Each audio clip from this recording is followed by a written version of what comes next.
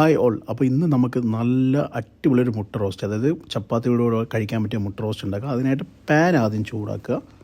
ഇത് പൊറോട്ടയുടെ കൂടെയും കഴിക്കുക, നെയ്യ് ചോറിൻ്റെ കൂടെയും കഴിക്കാൻ പറ്റും.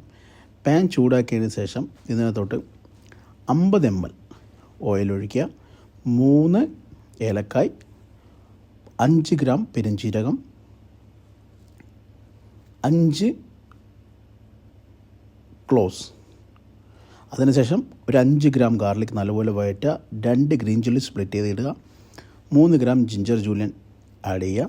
നല്ലപോലെ വഴറ്റിയതിന് ശേഷം 2 സബോള തിൻ സ്ലൈസായിട്ട് കട്ട് ചെയ്തതിന് ശേഷം ഇത് ആഡ് ചെയ്യുക. ഞാനിതിനകത്തോട്ട് ഉപ്പ് ആഡ് ചെയ്തിട്ടുണ്ട്. ഉപ്പ് നിങ്ങളുടെ ആവശ്യത്തിന് നിങ്ങൾ ഉപ്പ് ആഡ് ചെയ്യുക. നല്ലപോലെ വഴറ്റുക. ഉപ്പ് ആഡ് ചെയ്ത കാരണം കൊണ്ട് പെട്ടെന്ന് നമ്മൾക്ക് വഴണ്ട് കിട്ടും. അതിൻ്റെ കൂടെ തന്നെ അടച്ചും കൂടി വെച്ച് കഴിഞ്ഞാൽ പെട്ടെന്നൊന്നും കൂടി നല്ലപോലെ പെട്ടെന്ന് സോട്ടായി കിട്ടും. സോട്ടായതിനു ശേഷം ഇതിനകത്തോട്ടൊരു 1/4 teaspoon turmeric powder, 2 teaspoon coriander powder, 1 teaspoon chilli powder, പിന്നെ ഒരു 1/4 ടീസ്പൂൺ ഗരം മസാലപ്പൊടി, 2 തക്കാളി തിന്നായിട്ട് സ്ലൈസ് ചെയ്തിട്ടുള്ള 2 തക്കാളി ആഡ് ചെയ്യുക. നല്ലപോലെ വഴറ്റുക. തക്കാളി മസാല ഇട്ടതിന് ശേഷം തക്കാളി ഇടുമ്പോൾ നമ്മുടെ മസാല കരിയത്തില്ല. ഇല്ലെന്ന് പറഞ്ഞാൽ മസാല ഈ എണ്ണയുടെ ഇത് കാരണം കൊണ്ട് കരിയും. ഇട്ടതിന് ശേഷം നല്ലപോലെ സ്ലോ ഫയറിൽ വഴറ്റുക. വഴറ്റുന്നതിൻ്റെ കൂടെ തന്നെ അടച്ച് വിട്ട് വഴറ്റി കഴിഞ്ഞാൽ പെട്ടെന്ന് സോട്ടായി കിട്ടും.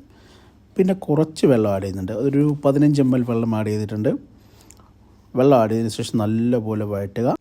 അതിനുശേഷം വഴറ്റിയതിന് ശേഷം 1 table spoon coconut milk powder add ചെയ്യുന്നുണ്ട്. തേങ്ങാപ്പാലിലേക്ക് തേങ്ങാപ്പാൽ ആഡ് ചെയ്യുക. ഞാൻ ഇവിടെ കോക്കനട്ട് മിൽക്ക് പൗഡർ ആഡ് ചെയ്യുന്നുണ്ട്. ഒരു 100 ml വെള്ളം ഒഴിക്കുന്നുണ്ട്.